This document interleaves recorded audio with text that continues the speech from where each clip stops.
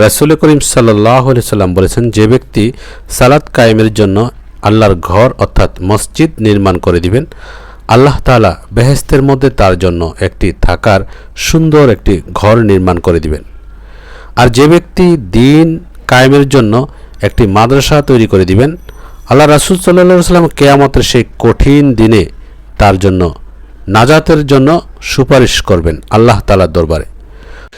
প্রিয় বন্ধুরা, আমরা মহান আল্লাহ তাআলার এই নিয়ামত অর্জনের লক্ষ্যে ইনশাল্লাহ সবাই এই মসজিদের কাজের জন্য এগিয়ে আসবো ইনশাল্লাহ। আল্লাহ তাআলা যাতে সবাইকে কবুল করেন, আমিন।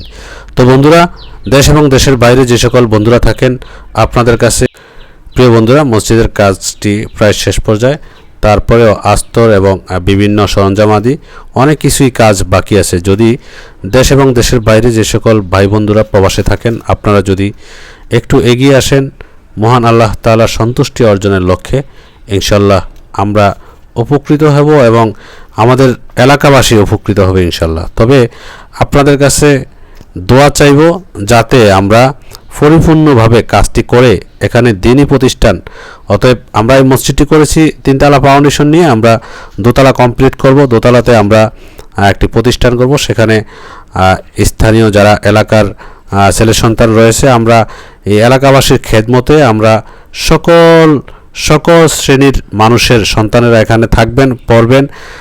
আমরা আশা করি দিন শিক্ষার মাধ্যমে আমরা এই এলাকাটি পরিবর্তন করার চেষ্টা করব। আমার বাবা মাওলানা নুরুল ইসলাম মাস্টার, তিনি জীবিত থাকাকালীন অবস্থায় ওসিয়ত করে গেছেন যে এখানে এমন একটি প্রতিষ্ঠান হবে, এমন একটি প্রতিষ্ঠান করবে যে প্রতিষ্ঠানের মাধ্যমে আমাদের এই সমাজ পরিবর্তন হবে এবং সমাজের সকল শ্রেণীর পেশার মানুষ যাতে শিক্ষা অর্জন করতে পারেন। আমরা ইনশাল্লাহ আমরা নিয়ত করেছি এবং আমরা পরিপূর্ণ কাজ হলে আমরা মাদ্রাসার ভর্তির কাজ শুরু করব ইনশাআল্লাহ।